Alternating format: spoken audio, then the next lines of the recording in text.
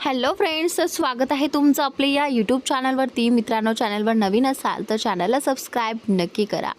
तर पुढे स्टोरी खूप इंटरेस्टिंग आहे, तुम्हाला नक्की आवडेल. व्योम त्या दोघांकडे पाहत म्हणाला, मी निघतो, मला पेपर्स कोर्टमध्ये सबमिट करायचे आहेत. विवानने होकारार्थी मान हलवली. त्यानंतर व्योमने एक नजर सान्वीकडे टाकली आणि तिथून निघून गेला. व्योम गेल्यानंतर विवान रूमच्या दिशेने जाऊ लागला. तिथे सानवीने संपूर्ण घरावर एक नजर टाकली. तो एक 1 BHK फ्लॅट होता. त्यामध्ये एक रूम, एक हॉल आणि एक किचन होतं. घर छोटं जरूर होतं, पण खूप सुंदर होतं. सानवी थोडीशी संकोचत विवानच्या मागे गेली आणि म्हणाली, मी कुठे राहणार? तिचं वाक्य पूर्ण होण्याआधीच विवान मागे वळून तिच्याकडे पाहत म्हणाला, मी कुठे राहणार म्हणजे? साहजिकच आहे ना, तू माझी बायको आहेस तर माझ्यासोबत माझ्या रूममध्येच राहशील. सानवीने विवानकडे एकदा आश्चर्याने पाहिलं आणि लगेच नजर खाली केली. त्यानंतर ती बाहेर जाऊ लागली. सानवीला जाताना पाहून विवानने कपाटातून उशी आणि ब्लँकेट काढत म्हटलं, हे रिलॅक्स, मी फक्त मजाक करत होतो. तू रूममध्ये आरामात झोप, मी बाहेर हॉलमध्ये झोपतो. हो, फक्त माझं काही सामान रूममध्ये आहे. सानवीने सुटकेचा निश्वास सोडला आणि घाईघाईने म्हणाली, हो ठीक आहे, काही हरकत नाही, मी मॅनेज करेन. विवानने सानवीला गुड नाईट म्हटलं आणि तो हॉलमध्ये निघून गेला. विवान तिथून जाता सानवी हुंदके देत रडू लागली. तिच्या रडण्याचा आवाज बाहेर विवानपर्यंत जाऊ नये म्हणून तिने आपला चेहरा उशीमध्ये लपवला आणि ती रडत राहिली. रडता रडता सानवी काही तासांपूर्वी घडलेल्या सगळ्या गोष्टींचा विचार करत होती. शशीसारख्या वाईट माणसापासून आपल्याला कोणी वाचवेल अशी तिला अजिबात अपेक्षा नव्हती. तिला चांगलंच माहिती होतं की जर आज ती शशीसोबत असती तर यावेळी तिची काय अवस्था झाली असती. तिला काही समजत नव्हतं. आज आपल्या नशिबाला दोष द्यावा की त्याच नशिबाचे आभार मानावेत. तिच्या डॅडने तिच्या स्टेप मॉमच्या सांगण्यावरून तिला विकण्याचा विचार करावा याची ती कल्पनाही करू शकत नव्हती. तिकडे हॉलमध्ये सोफ्यावर झोपलेला विवान बराच वेळ छताकडे एकटक पाहत होता. सकाळपासून आत्तापर्यंत जे काही घडलं होतं त्या सगळ्या गोष्टींचा तो विचार करत होता. अचानक विवानच्या फोनमध्ये बॅटरी लो असल्याचं नोटिफिकेशन आलं होतं. तेव्हा त्याला आठवलं की त्याचा चार्जर रूममध्येच राहिला आहे. काही वेळ विचार केल्यानंतर विवान शेवटी उठला आणि रूममधून आपला चार्जर घेण्यासाठी निघाला. दरवाजावर हलकं नॉक करून विवान आत गेला. ड्रॉवरमधून चार्जर काढत असताना त्याची नजर सानवीकडे गेली. विवान पहिल्यांदाच सानवीकडे इतक्या बारीकाने पाहत होता. साध्या रूपातही सानवी खूप सुंदर दिसत होती. विवानची नजर सानवीच्या डोळ्यांकडे गेली. तिचे डोळे बंद होते, पण तिच्या पापण्या अजूनही ओलसर होत्या. तिच्या ओलसर पापण्या पाहून विवानला समजलं होतं की सानवी रडता रडताच झोपी गेली आहे. विवानची नजर सानवीच्या ओठांवर गेली. तेच ओठ ज्यांचा विचार करून विवानच्या रात्रीची झोप अनेकदा उडायची, पण आज ते ओठ निस्तेज आणि कोरडे पडले होते. विवान बेडच्या बाजूला गुडघ्यावर बसला आणि सानवीकडे बारीकाने पाहत हळू आवाजात म्हणाला, मला समजून घेतलं नाहीस तरी चालेल, पण माझा चुकीचा अर्थ लावू नकोस. तुझ्याशी लग्न करणं हा माझा काही प्लॅन नव्हता, ती माझी मजबुरी होती, काही उपकारांची परतफेड करण्यासाठी. इतकं बोलून विवान अचानक थांबला. त्याने स्वतःच्या भावनांवर नियंत्रण मिळवलं. त्यानंतर त्याने सानवीला व्यवस्थित ब्लँकेटने झाकलं आणि तो रूमच्या बाहेर निघून गेला. विमान बाहेर गेल्यानंतर सानवीने हळूच डोळे उघडले.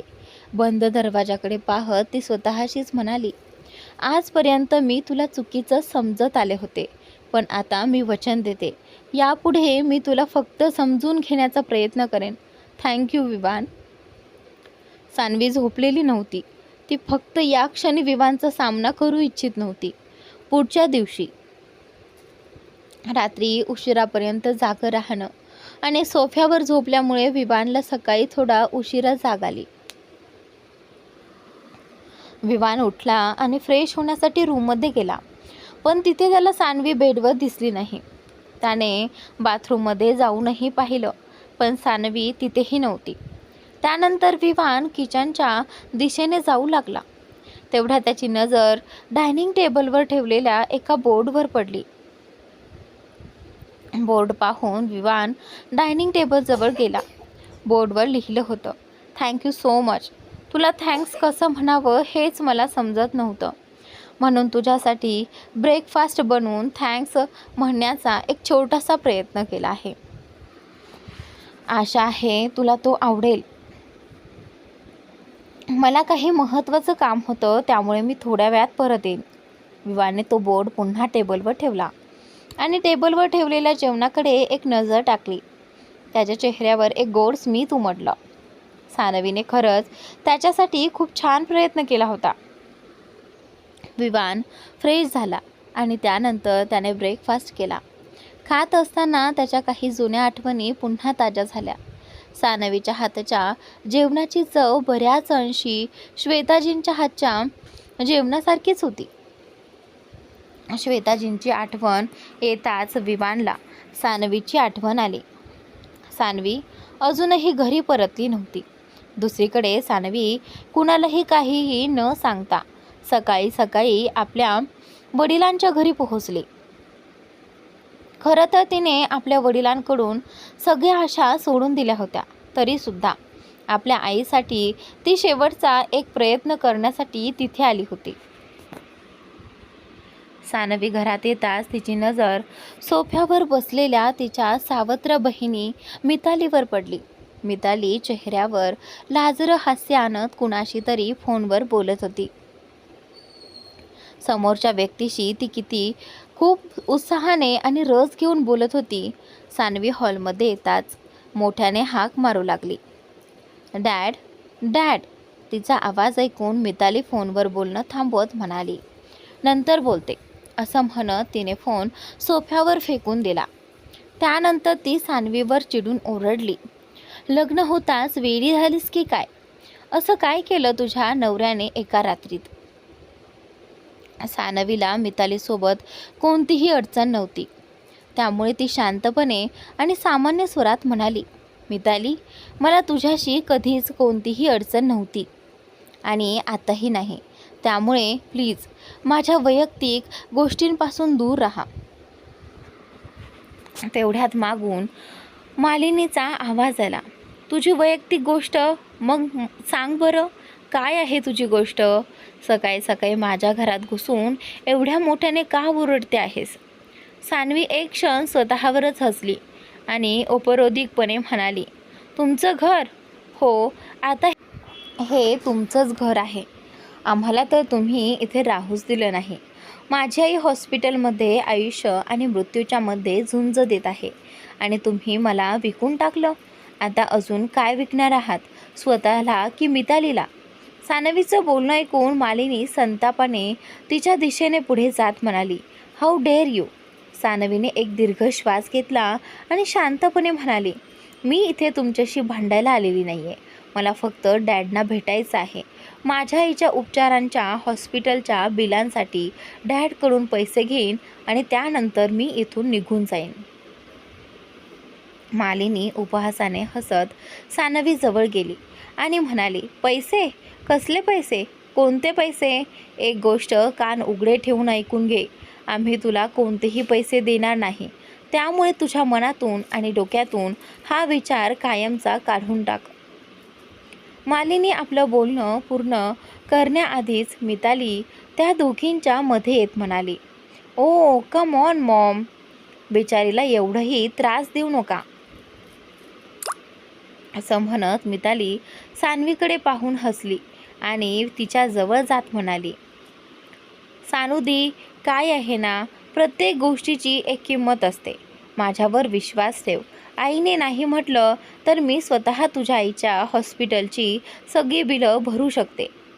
फक्त फक्त सानवीने न समजल्यासारखं तिच्याकडे पाहत विचारलं, फक्त काय? मितालीने एक नजर आपल्या आईकडे टाकली आणि त्यानंतर सानवीकडे पाहत म्हणाली, फक्त तुला एकदा तुझ्या नवऱ्याला माझ्यासोबत शेअर करावं लागेल. हे ऐकताच सानवीला मोठा धक्का बसला. सानवी आपल्या मनातील संताप लपवत दात घट्ट आवळत म्हणाली, तो माझा नवरा आहे. कोणतीही वस्तू नाही की मी त्याला तुझ्यासोबत शेअर करावं. सानवीला अजिबात इच्छा नव्हती की विवान आणि तिच्या नात्याचं खरं सत्य त्या दोघींव्यतिरिक्त आणखी कुणाला कळावं. दुसरीकडे विवान तिला मिळणार नाही हे ऐकताच मिताली संतापाने वेडी झाली आणि चिडून म्हणाली, मग तुलाही इथून एक पैसाही मिळणार नाही. आता निघ इथून, गेट लॉस्ट. सानवीने पुन्हा एकदा आपल्या वडिलांना मोठ्याने हाक मारली. डॅड, डॅड कुठे आहात तुम्ही? सानवीचा आवाज ऐकून मालिनीने तिच्या हाताला पकडलं आणि चिडून म्हणाली, डॅड डॅड ओरडणं बंद कर. तुझे डॅड घरी नाहीत. आता इथून निघून जा. आणि त्यावेळी सानवीला माहीत होतं की तिचे डॅड घरातच आहेत. ते फक्त तिच्यासमोर येत नव्हते. त्यामुळे सानवी जबरदस्तीने आपल्या वडिलांच्या खोलीच्या दिशेने पुढे जाऊ लागली. सानवीला खोलीच्या दिशेने जाताना पाहून मालिनीचा राग अनावर झाला. तिने सानवीला पकडलं आणि तिच्या गालावर जोरात एक थप्पड मारली. सानवी डोळ्यात अश्रू आणून फक्त मालिनीकडे पाहत राहिली. मालिनीने रागाने सानवीकडे पाहत कठोर स्वरात म्हटलं, माझी एक गोष्ट तुझ्या मनात आणि डोक्यात कायमची ठसवून ठेव. तुला आमच्याकडून आता काहीही मिळणार नाही. आता तू दुसऱ्या कुणाची तरी मालमत्ता आहेस. आम्ही तुला विकून टाकलं आहे. तुला विकताना आम्ही स्पष्टपणे सांगितलं होतं की आता आमचा तुझ्याशी कोणताही संबंध नाही. तुला विकत घेणाऱ्या व्यक्तीनेही स्पष्टपणे सांगितलं होतं की आम्ही विसरून जावं की आमची कधी मुलगी होती. आता तू आणि तुझी संपूर्ण जबाबदारी त्या माणसाची आहे. त्यामुळे आता इथून निघून जा. माझा दुसरा हात उठण्याआधीच इथून निघ. सानवीने एकदा आपल्या वडिलांच्या खोलीच्या दिशेने पाहिलं. खोलीच्या दरवाजामागे तिच्या वडिलांची सावली तिला स्पष्टपणे दिसत होती. आपले डॅड आत असूनही आपल्याला भेटण्यासाठी बाहेर येत नाहीयेत हे सानवीला समजलं. आणि त्यावेळी सानवी आता काहीही न बोलता तिथून निघू लागली.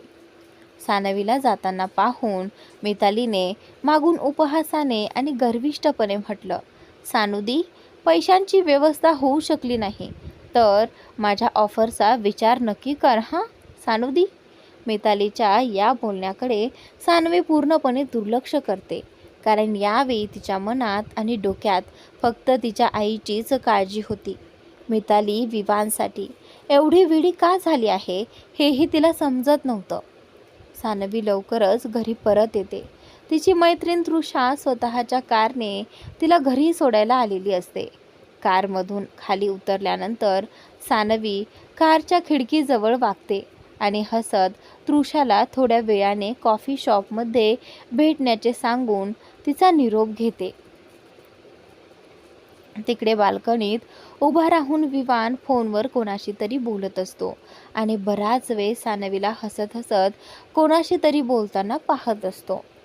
फ्लॅटवरच्या मजल्यावर असल्यामुळे विवानला कारमध्ये बसलेली तृषा दिसत नाही. सानवी लवकरच घरात पोहोचते. आत येताच तिची नजर समोर सोफ्यावर बसलेल्या विवानवर जाते. विवान एकटक फक्त सानवीकडेच पाहत असतो. सानवी विवानकडून नजर हटवते आणि आपल्या खोलीच्या दिशेने जाऊ लागते. तेवढ्यात विवान तिला म्हणतो, सानू, मला तुझ्याशी काहीतरी बोलायचं आहे. विवानच्या तोंडून स्वतःसाठी सानू हे नाव ऐकून सानवी आश्चर्याने त्याच्याकडे पाहू लागते. सानवीच्या नजरेतून विवानलाही जाणवतं की आपण नकळत श्वेता मॅडमची नक्कल केली आहे. श्वेता मॅडम सानवीला प्रेमाने सानू म्हणून हाक मारत असत. आपली चूक लपवण्याचा प्रयत्न करत विवान म्हणतो, काय झालं, आपण बोलू शकत नाही का? सानवी संशयाने विवानकडे पाहत म्हणते, बोलू शकतो, पण तुम्हाला माझं नाव सानू आहे हे कसं काय माहीत? विवान न समजल्यासारखा चेहरा करत म्हणतो, सानू, ओ ते तर मी असंच म्हणालो. सानवीचं शॉर्ट नाव सानू होऊ शकतं ना? नानू तर म्हणू शकत नाही ना तुला? सानवी त्याचं बोलणं जास्त न ताणता म्हणते, तुम्ही काहीतरी बोलणार होतात ना? विवान म्हणतो, ओ हो, मी फक्त विचारत होतो की तुला ड्रॉप करायला तुझा बॉयफ्रेंड आला होता का? सानवी काही बोलणार इतक्यात विवान पुढे म्हणतो, जर तसं असेल तर त्याला सांग की आता तुला ड्रॉप करायला येऊ नये, निदान जोपर्यंत तू माझ्यासोबत आहेस तोपर्यंत तरी. सानवी विवानचं बोलणं मध्येच थांबत हसत म्हणते, डोंट वरी, माझा कोणताही बॉयफ्रेंड नाही आणि पूर्वीही कधी नव्हता. आणि मी प्रॉमिस करते, जोपर्यंत मी तुमच्यासोबत आहे तोपर्यंत आपल्या नात्याशी पूर्णपणे प्रामाणिक राहीन. मला हे खोटं आणि दिखाव्याचं प्रेम अजिबात आवडत नाही. मला माझी मैत्रीण तृषा सोडायला आली होती. माझा एखादा श्रीमंत बॉयफ्रेंड असता तर मी तुमच्याशी लग्नच का केलं असतं? असं म्हणत सानवी तिथून निघून जाऊ लागते. सानवी आपल्या नात्याशी प्रामाणिक राहण्याबद्दल बोलली आणि तिचा कोणताही बॉयफ्रेंड नाही हे समजल्यानंतर का जाणे पण विवानला मनातून खूप बरं वाटतं. निघून जाणाऱ्या सानवीकडे पाहत विवान मागून म्हणतो, ब्रेकफास्टसाठी थँक्स. हे ऐकून सानवी हसते आणि मागे वळून विवानकडे पाहते.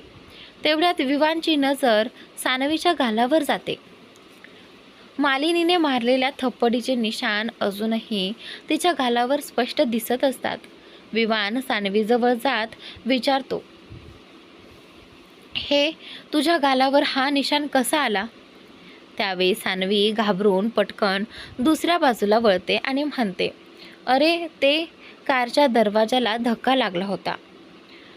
विवान एक नजर सानवीकडे पाहतो आणि हलकसं हसत म्हणतो, मला थोडं काम आहे, संध्याकाळी भेटू. सानवीही हसत होकारार्थी मान हलवते आणि त्यानंतर सानवी आपल्या खोलीत जाते आणि थेट बेडवर जाऊन पडते. यावेळी तिच्या मनाची अवस्था पूर्णपणे गोंधळलेली असते. तिला काही समजत नसतं की आता पुढे तिने काय करावं. सानवी आपला फोन चार्जिंगला लावण्यासाठी जाते. तेवढ्या तिची नजर टेबलवर ठेवलेल्या एका बॉक्सवर पडते. त्या बॉक्ससोबत एक छोटीशी चिठ्ठीही ठेवलेली असते. सानवी बॉक्सजवळ ठेवलेली चिठ्ठी उचलते आणि ती वाचू लागते.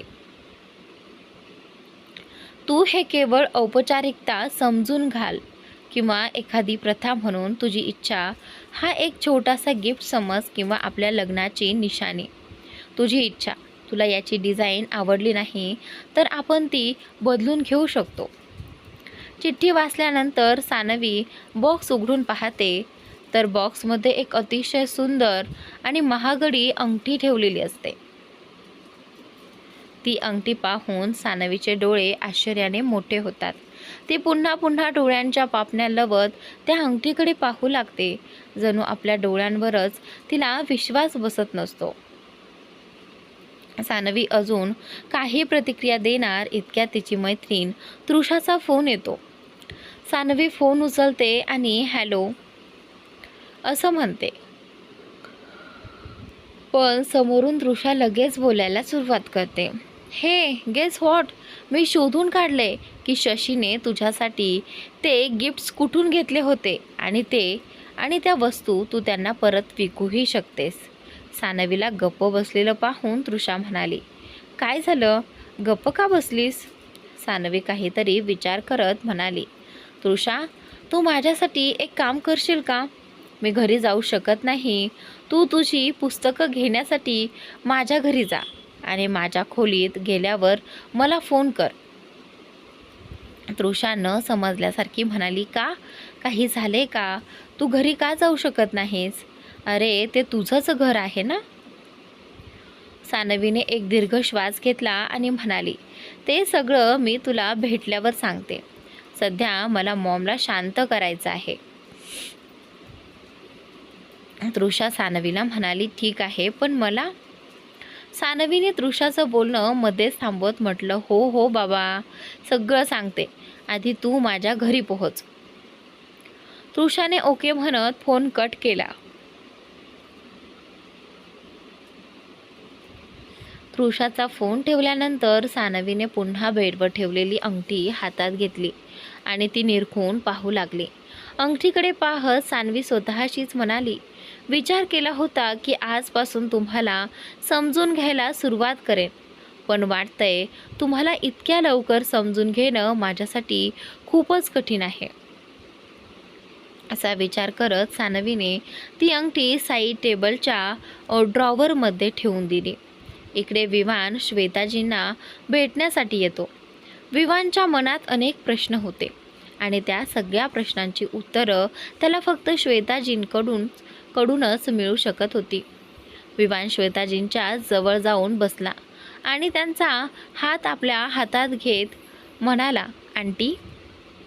विवानचा आवाज ऐकून श्वेताजींनी हळूहळू डोळे उघडले आणि विवानकडे पाहिलं. विवान त्यांच्याकडे पाहून हसला. श्वेताजींनी विवानकडे आशेने पाहत हळू आवाजात विचारलं, सानू. विवान हसत म्हणाला, डोंट वरी, ती माझ्यासोबत आहे. हे ऐकून श्वेताजींच्या चेहऱ्यावर हलकंसं हसू उमटलं. सानवी विवानसोबत आहे हे ऐकून त्यांना खूप समाधान वाटलं. त्यांच्या डोळ्यात पाणी आलं. श्वेताजींनी विवानला विचारलं, आणि ती शशी? मालिनीने सानवीला इतक्या सहजपणे तिथून जाऊ कसं दिलं? विवान नजर चुकवत म्हणाला, त्याची तुम्ही काळजी करू नका आंटी, मी सांगितलं ना, सगळं ठीक आहे. असं म्हणत विवानने पुन्हा नजर चुकवली आणि श्वेताजींच्या शरीराला जोडलेल्या वैद्यकीय उपकरणांकडे पाहू लागला. श्वेताजींनी विवानचा हात घट्ट पकडत म्हटलं, माझ्याकडे बघ विवान, आणि मला खरं खरं सांग, काय झालं आहे? श्वेताजींकडे पाहून विवान विचारात पडला. अशा परिस्थितीत श्वेताजींना आपल्या आणि सानवीच्या लग्नाबद्दल सांगणं योग्य ठरेल की नाही हे त्याला समजत नव्हतं. आणि त्यावेळी विवान श्वेताजींच्या डोळ्यात पाहू लागला. श्वेताजींनी पुन्हा आपलं म्हणणं स्पष्ट केलं, खरं सांग विवान, चांगलं असो किंवा वाईट, मला सत्य जाणून घ्यायचं आहे. नाहीतर तुझ्या सांगण्यावरून मी या हॉस्पिटलमध्ये 1 मिनिटही थांबणार नाही. विवान श्वेताजींकडे पाहत म्हणाला, सॉरी आंटी, माझ्याकडे दुसरा कोणताही पर्याय नव्हता. मालिनीजी सानवीचं लग्न शशी भास्करसोबत लावून देत होत्या. ते लोक कोर्टापर्यंत पोहोचले होते, त्यामुळे मला सानवीसोबत लग्न करावं लागलं. इतकं बोलून विवान गडबडत म्हणाला, पण माझ्यावर विश्वास ठेवा आंटी, हे फक्त एक खोटं लग्न आहे.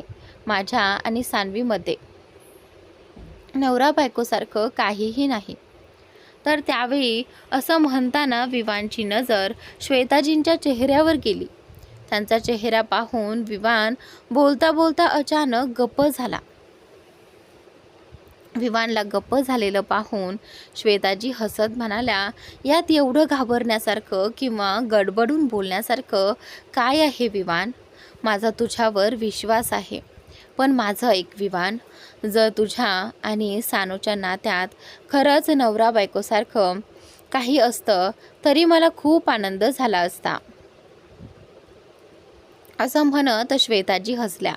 विवानने त्यांच्याकडे न समजल्यासारखं पाहत विचारलं, आंटी तुम्ही? श्वेताजींनी होकारार्थी मान हलवली. आणि त्यावेळी विवानने श्वेताजींच्या बोलण्याकडे दुर्लक्ष करत म्हटलं, आंटी, मला असं वाटतं की सानवीला माझी खरी ओळख कळू नये. मी केलेल्या मदतीच्या बदल्यात किंवा तिने माझ्यावर केलेल्या उपकारांची परतफेड करण्यासाठी मी हे सगळं करतोय. असं तिला अजिबात वाटायला नको. श्वेताजी विवानकडे पाहत म्हणाल्या, पण जेव्हा तिला हॉस्पिटलच्या बिलांबद्दल कळेल तेव्हा काय करशील? कारण सगळी बिलं तर तूच भरतोयस. विवान हलकंसं हसत म्हणाला, त्याची तुम्ही काळजी करू नका. तिला हे कधीच कळणार नाही. तुम्ही फक्त लवकरात लवकर स्वतःला शस्त्रक्रियेसाठी तयार करा. मला तुमच्या हातचं जेवण खायचं आहे. श्वेताजी हसत म्हणाल्या, मी परत येईपर्यंत सानूच्या हातचं जेवण खा. ती माझ्यापेक्षाही चांगलं जेवण बनवते. विवानने होकारार्थी मान हलवत म्हटलं, हो, बनवते तर ती चांगलंच. हे ऐकून श्वेताजींनी आश्चर्याने डोळे मोठे करत विवानकडे पाहिलं आणि म्हणाल्या, म्हणजे तू तिच्या हातचं जेवण खाऊन झाले आणि म्हणतोयस नवरा बायकोसारखं काहीच नाही. तर आता विवान त्यांना समजावत म्हणाला, अरे नाही आंटी, ते फक्त तिचे धन्यवाद म्हणण्याचा एक प्रकार होता. तर इथे विवान आहे, अंश नाही. चुकून अंश झाले. श्वेताजी विवानचा हात पकडत म्हणाल्या, सानूने आयुष्यात कधीच कोणतीही अडचण अनुभवलेली नाही आहे विवान. अशा परिस्थितीत तिच्याकडून काही चूक झाली तर तिला माफ कर. विवानने श्वेताजींचा हात आपल्या हातात घेत शांतपणे म्हटलं, मी सांगितलं ना, तुम्ही तिची काळजी करू नका. मी आहे तिच्यासोबत. मी असताना तिला साधं खरचटणारही नाही. श्वेताजी विवानच्या डोळ्यात पाहत म्हणाल्या, आणि तुझं कुटुंब? हे ऐकताच विवान एका क्षणासाठी शांत झाला. मग विवानने स्वतःला सामान्य दाखवत म्हटलं, त्यांचा माझ्यावर विश्वास आहे, त्यामुळे तुम्ही काळजी करू नका. तेवढ्यात विवानचा फोन वाजला. फोन व्योमचा होता. व्योमचं बोलणं ऐकत असताना विवानच्या चेहऱ्यावरचे भाव हळूहळू गंभीर होत गेले. व्योम अंशला म्हणाला, बॉस, मॅडम त्यांच्या वडिलांना भेटायला त्यांच्या घरी गेल्या होत्या. त्यांचे वडील तिथे नव्हते, पण मालिनीकडून त्यांना एक थप्पड नक्कीच मिळाली. तुमचा संशय बरोबर होता. मॅडमच्या गालावर जो व्रण होता तो मालिनीच्या हातामुळेच झाला होता. विवानने एक नजर श्वेताजींकडे टाकली. त्या त्याच्याकडे पाहत होत्या.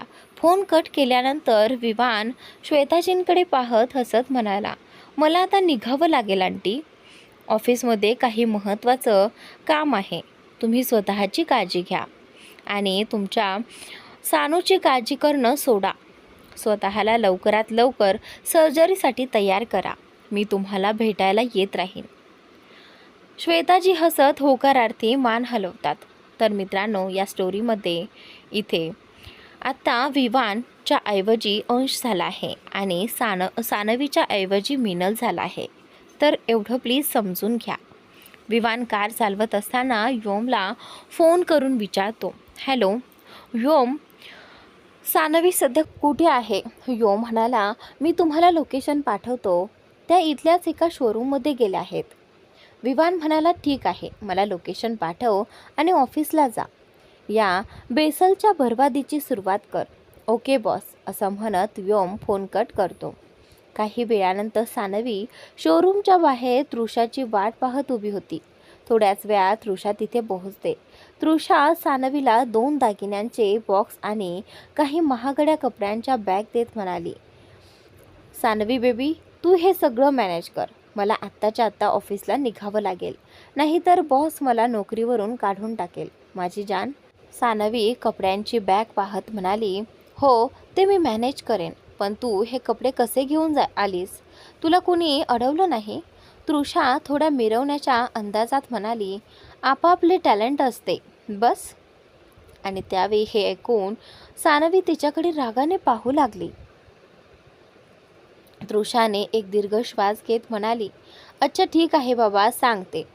तुझ्या घरी काही नोकर चाकर सोडले तर दुसरं कोणीच नव्हतं, त्यामुळे काहीच प्रॉब्लेम झाला नाही. चल, आता नंतर भेटते. सानवीनेही तिला बाय केलं आणि ती शोरूममध्ये आता आत निघून गेली. शोरूममध्ये सानवी आपले दागिने आणि कपडे मॅनेजरला दाखवते. मॅनेजर प्रत्येक वस्तू अगदी बारीकीने पाहत वेगवेगळे चेहरे करत असतो. सानवी त्याचे हावभाव लक्षात घेत म्हणाली, हे सगळं अगदी नवीन आहे. मी हे एकदाही वापरलेलं नाही. फक्त एकदा कुणाच्या सांगण्यावरून अंगावर घालून ट्राय केलं होतं. सानवीने खरं सांगितल्यामुळे मॅनेजरला तिच्याकडून जास्त फायदा करून घेण्याची संधी मिळते. मॅनेजर चेहरा वाकडा करत म्हणाला, मी सुद्धा तेच विचार करत होतो, कारण कपड्यांमधून काही स्टोन्स निघून गेले आहेत आणि तुमच्या सँडलच्या सोलवरही वापरल्याच्या खुणा दिसत आहेत. दागिन्यांची किंमत तर त्याहून काही टक्के रक्कम कापूनच तुम्हाला मिळेल. सानवी आश्चर्याने म्हणाली, दागिन्यांची किंमत कमी का करत आहात ते मी समजू शकते, पण कपडे आणि सँडलच्या सोलवर वापरल्याच्या खुणा आहेत म्हणजे काय? मी तर फक्त ट्राय केले होते. मॅनेजर इथे सानवीला तिच्या वस्तूंची योग्य किंमत देण्यास स्पष्टपणे नकार देतो. काही वेळ वाद झाल्यानंतर सानवी शेवटचा प्रयत्न करत म्हणाली, तुम्हाला पैसे कापायचेच असतील तर स्टोन्स आणि सँडलच्या सोलसाठी जेवढे कापायचे आहेत तेवढे कापा. मॅनेजर तिचं बोलणं मध्येच थांबवत म्हणाला, पहा मॅडम, तुम्हाला या वस्तू विकायच्या असतील तर विका. माझ्याकडे तुमच्याशी वाद घालण्यासाठी वेळ नाही. तेवढ्यात मागून एक आकर्षक आवाज आला, आणि या वस्तू विकण्याऐवजी त्यांना काही दुसरं घ्यायचं असेल तर? सानवीने मागे वळून पाहिलं तर तिच्या मागे विवान उभा होता. विवानला इथे पाहण्याची सानवीला अजिबात अपेक्षा नव्हती. सानवी विवानकडे पाहत म्हणाली, विवान, तुम्ही इथे? विवानने सानवीकडे पाहत हलकंसं हसून विचारलं, का? माझं इथे येणं मना आहे का? आणि त्यावेळी सानवी थोडी संकोचत म्हणाली, नाही, माझा तसा काही अर्थ नव्हता. आणि त्याचनंतर विवानने समोर उभ्या असलेल्या मॅनेजरकडे पाहत विचारलं, तुम्हाला आमच्या गप्पा ऐकण्यासाठी पगार मिळतो का? मॅनेजर गोंधळून म्हणाला, जी? विवानने थोड्या रुबाबदार अंदाजात म्हटलं, जी? मग जाऊन तुमचं काम करा. आम्हाला हे खराब झालेले कपडे, सँडल आणि दागिने विकायचे नाहीत. आम्हाला ते एक्सचेंज करायचे आहेत. जा आणि माझ्या पत्नीला काहीतरी चांगलं घेऊन या.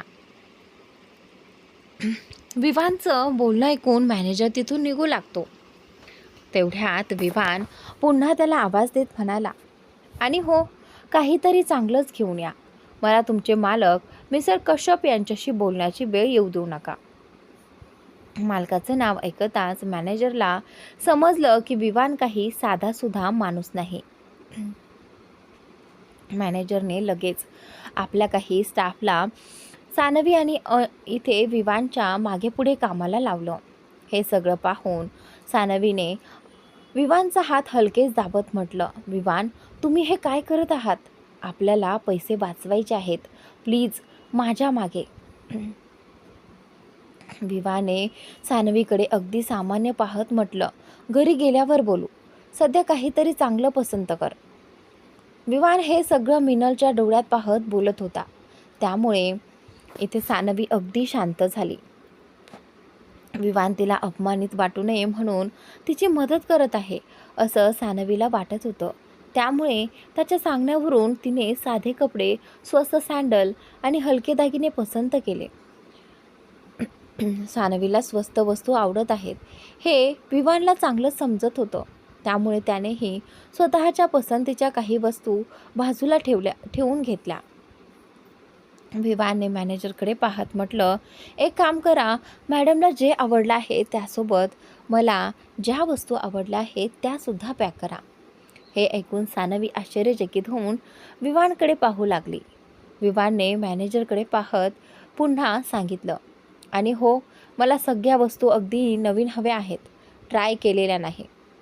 मॅनेजरने होकारार्थी मान हलवली आणि स्टाफला त्या वस्तू पॅक करण्यास सांगितलं. सगळे तिथून निघून गेल्यानंतर सानवी काही बोलणार त्याआधीच विवानने तिला विचारलं, तू घरी का गेली होतीस हे मला कळू शकतं का? सानवीला विवानला आपल्या आईच्या मेडिकल बिल्सबद्दल सांगायचं नव्हतं, त्यामुळे ती बहाणा करत म्हणाली, ते मी माझे कपडे घेण्यासाठी घरी गेले होते. हे ऐकून विवानने एक नजर सानवीकडे टाकली, कारण तिने अजूनही कालचेच कपडे घातले होते. विवानला वाईट वाटलं. तो उठत म्हणाला, ओह आय एम सॉरी, माझं लक्षच गेलं नाही, खरंच सॉरी. असं म्हणत विवानने सानवीचा हात पकडला आणि म्हणाला, चल माझ्यासोबत. विवानने इतक्या सहजपणे तिचा हात पकडल्यामुळे सानवी थोडी आश्चर्यचकित झाली. चालत असताना विवानच्या लक्षात आलं की तो सानवीचा हात पकडून चालत आहे. विवान अचानक थांबला आणि तिचा हात सोडत तिच्याकडे पाहत म्हणाला, सॉरी, ते मी घाईघाईत, माझ्यासोबत ये.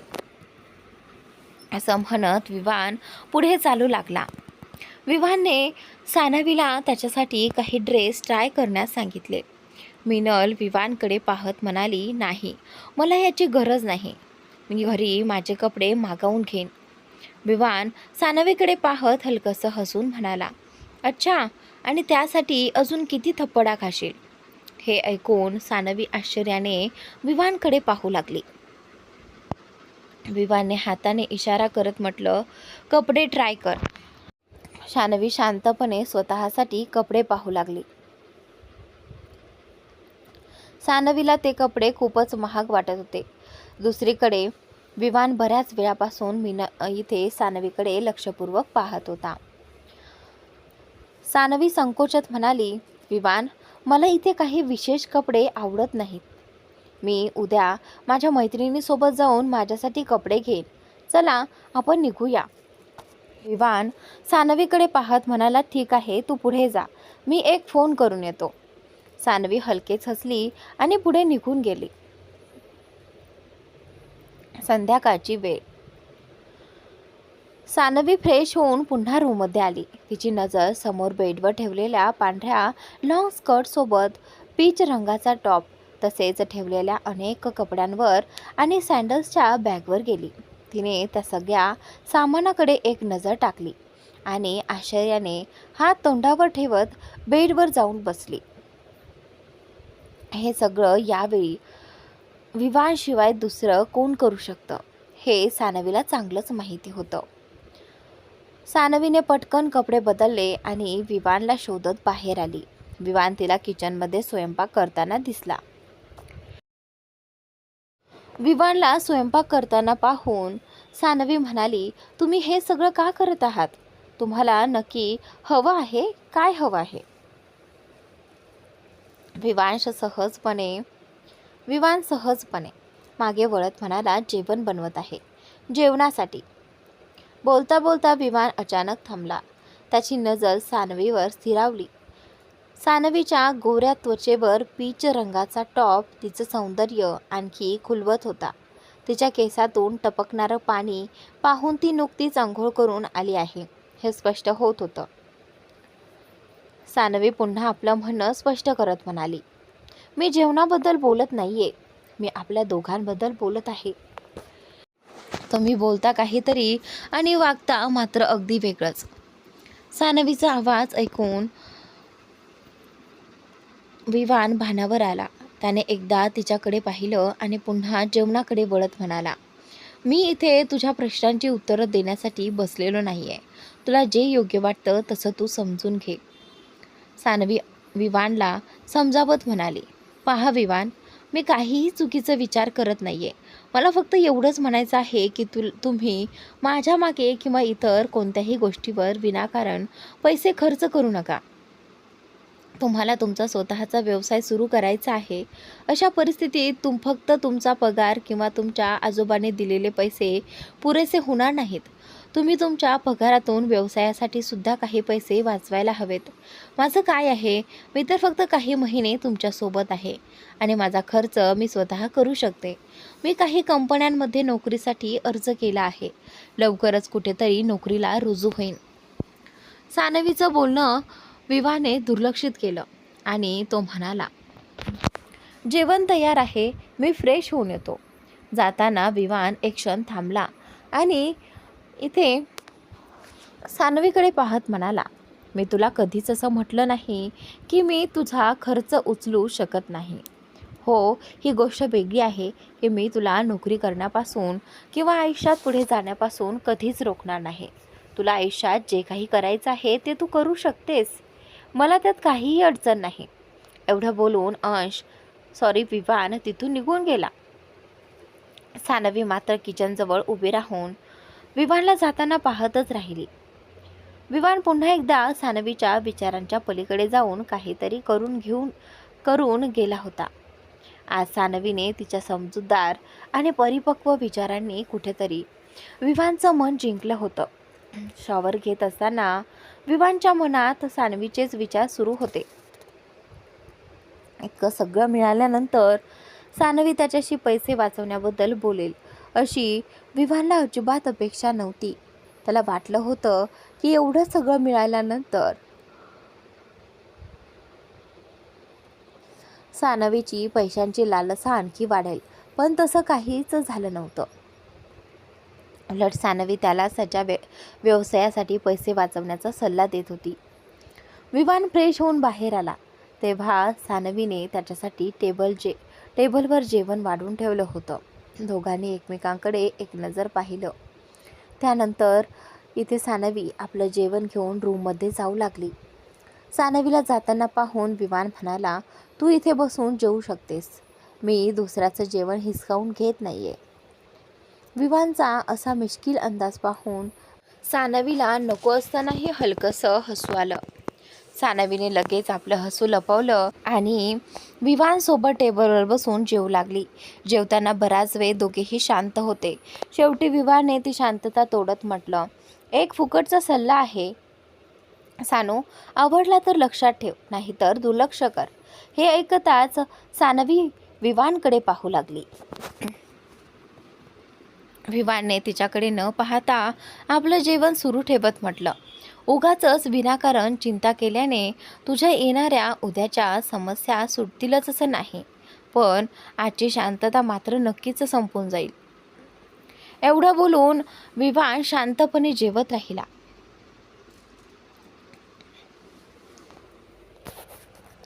सानवी मात्र जेवता जेवता अधूनमधून चोरट्या नजरेने विवानकडे पाहत होती. जेवण संपवून विवान उठला आणि सानवीकडे पाहत म्हणाला, आणि हो, हसू लपवण्याचा प्रयत्न करू नकोस, ते अजिबात चांगलं दिसत नाही, त्यापेक्षा मनापासून हसत जा. एवढं बोलून विवान तिथून निघून गेला. सानवी मात्र गोंधळलेल्या आणि आश्चर्यचकित नजरेने विवानकडे पाहतच राहिली. काही वेळानंतर मध्यरात्री सानवी पाणी घेण्यासाठी किचनमध्ये जात होती तेव्हा तिची नजर सोफ्यावर झोपलेल्या विवानवर पडली. उकाडा असल्यामुळे आणि हॉलमध्ये एसी नसल्याने विवानने टी शर्ट काढून सोफ्यावर झोपला होता. झोपेत असूनही विवान वारंवार सोफ्यावर स्वतःला आरामात झोपवण्याचा प्रयत्न करत होता. विवानला स्वतःच्याच घरात अशा प्रकारे झोपताना पाहून सानवीला अजिबात बरं वाटलं नाही. काहीतरी विचार करून सानवी रूममध्ये गेली आणि थोड्या वेळाने पुन्हा विवान जवळ आली. सानवीने विवानला हळू आवाजात हाक मारली, पण विवानची झोप काही उघडली नाही. सानवीने विवानच्या खांद्याला हलकेच स्पर्श केला आणि पुन्हा त्याला हळू आवाजात हाक मारली. सानवीच्या हातांचा गारवा जाणवताच विवानने झोपेतच तिचा हात आपल्या दोन्ही हातांनी पकडला आणि आपल्या छातीशी धरून ठेवला. सानवी अचानक विवानच्या खूप जवळ आली. विवानच्या इतक्या जवळ गेल्यामुळे तिचा श्वास आणि हृदयाची धडधड वाढली. ती घाबरत विवानकडे पाहू लागली, पण पुढच्या क्षणी विवानला शांतपणे झोपलेल्या पाहून तिची घाबरलेपण अवस्था हळूहळू कमी होऊ लागली. काही क्षणातच तिच्या चेहऱ्यावरची भीती एका गोड हास्यात बदलली. सानवीला स्वतःलाही कळलं नाही, पण ती झोपलेल्या इथे विवानकडे एकटक पाहू लागली. सानवी पहिल्यांदाच विवानला इतक्या जवळून पाहत होती. झोपलेला विवान अगदी शांत आणि निरागस दिसत होता, ज्याला आता सानवीने कधीतरी चुकीने एक वाईट स्वभावाचा माणूस समजलं होतं. तोच अंश तिच्या आयुष्यात तिचा रक्षणकर्ता आणि मदतीचा आधार ठरेल असं तिने कधी स्वप्नातही विचार केला नव्हता. सानवी याच विचारात हरवलेली असतानाच विवाने तिचा हात धरून कुशी बदलली. त्यामुळे इथे सानवी जवळजवळ विवानच्या अंगावर येण्याच्या स्थितीत आली. अचानक हाताला ओढ लागल्यामुळे सानवी जोरात ओरडली. आऊच! सानवीच्या आवाजाने विवानची झोप उघडली. विवानने डोळे उघडले आणि समोर पाहिलं तेव्हा त्याची नजर इथे सानवीच्या ओठांवर जाऊन स्थिरावली आणि इथे विवान घाबरलेल्या अवस्थेत पावना लवत पुन्हा एकदा डोळे उघडतो. यावेळी त्याला इथे सानवीचे 2 डोळे दिसतात, जे अगदी त्याच्या जवळ होते. सानवीचे डोळे विवानला अनेकदा स्वप्नात दिसायचे. सानवी घाबरून पटकन पापण्या लवत त्याच्यापासून नजर चोरू लागते. इथे विवानही लगेच भानावर येतो आणि तिची हात सोडून देतो. विवानलाही थोडं अवघडल्यासारखं वाटतं. तो सोफ्यावर बसत म्हणतो, तू अजून झोपली नाहीस? काही प्रॉब्लेम आहे का? तर सानवी मनातल्या मनात स्वतःशीच म्हणते, मला तर वाटलं होतं की हे विचारतील की मी यावेळी यांच्याजवळ काय करते. चला बरं झालं त्यांनी ते विचारलं नाही. विवान पुन्हा आपलं म्हणणं दोहरवत म्हणतो, काय झालं सानवी, काही प्रॉब्लेम आहे का? विवान तिला सानवीऐवजी प्रेमाने हाक मारत होता. ते सानवीला थोडं विचित्र वाटत होतं. कदाचित तिच्या आईशिवाय आणि मैत्रिणीशिवाय दुसऱ्या कुणाकडून अशा प्रकारे हाक मारण्याची तिला सवय नव्हती. सानवी विवानपासून नजर चोरत म्हणते, ते मी पाणी घ्यायला आले होते. विवान आजूबाजूला पाहत म्हणतो, इथे सोफ्याजवळ? सानवी घाबरत म्हणते की हो, नाही म्हणजे? विवान तिच्याकडे पाहत म्हणतो, झोपेतून आत्ताच उठलोय मी, पण झोपेतून उठल्यासारख्या गोंधळलेल्या हालचाली तू करतेस. सानवी धीर करून एका दमात बोलायला सुरुवात करते, ते मी पाणी घ्यायला बाहेर आले होते तेव्हा माझी नजर तुमच्यावर पडली. तुम्ही शर्टशिवाय झोपला होतात आणि काही वेळ शांतपणे झोपलेलं पाहिल्यावर मला समजलं की तुम्हाला उकाडा जाणवत असणार. शिवाय या सोफ्यावर तुमची उंच आणि रुंद शरीरयष्टीही नीट बसत नाही. म्हणजे प्लीज तुम्ही खोलीत जाऊन झोपा. असं बोलत सानवी एक दीर्घ श्वास घेते. विवान इथे सानवीकडे पाहतो आणि पुन्हा सोफ्यावर आपली उशी व्यवस्थित करत म्हणतो, मी ठीक आहे, तू फक्त स्वतःची काळजी घेत जाऊन झोप. विवानचं बोलणं ऐकून सानवी अचानक म्हणते, का? सगळ्यांची काळजी घेण्याचं कंत्राट फक्त तुम्हीच घेतलंय का? सानवीने बोलून तर टाकलं, पण आता तिलाच भीती वाटू लागली. सानवी इतक्या धाडसाने बोलताना पाहून विवान थोडा आश्चर्यचकित झाला, पण कुठेतरी त्याला सानवीचं असं मन मोकळं करून बोलणं आवडतही होतं. सानवीने तिच्या मनातले विचार आणि भावना मोकळेपणाने व्यक्त कराव्यात अशी त्याची इच्छा होती, पण ती सर्वात आधी त्याच्यासमोरच असं बोलेल याची त्याने कल्पना केली नव्हती.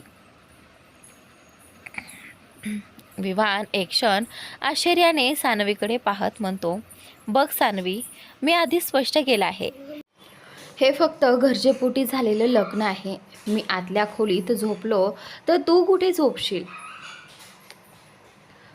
सानवी शेवटचा प्रयत्न करत म्हणते, मला चांगलंच माहिती आहे की मी आणि आपलं लग्न तुमच्यासाठी फक्त एक गरज आहे. या सगळ्या गोष्टी बाजूला ठेवा आणि एकदा आतल्या खोलीत जाऊन तर बघा. सानवी इतक्या आत्मविश्वासाने बोलताना पाहून विवानने एकदा खोलीत जाऊन पाहण्याचा विचार केला. विवान सोफ्यावरून उठत म्हणतो, अच्छा ठीक आहे, चला बघूया. असं म्हणत आता विवान सानवीच्या मागे खोलीत जातो. खोलीत सानवीने केलेली व्यवस्था पाहून विवानच्या चेहऱ्यावर एक मोठं हसू उमटतं. विवानला हसताना पाहून सानवी ही आनंदाने म्हणते, चांगलं आहे ना? विवान विचार करत म्हणतो, चांगलं तर आहे, एसीमध्ये झोपायला मिळणार, मुंबईच्या उकाड्यात आणखी काय हवंय, पण तू आरामात आहेस ना? तर सानवी बाहेर जात म्हणते, आरामात नसते तर हे केलंच नसतं.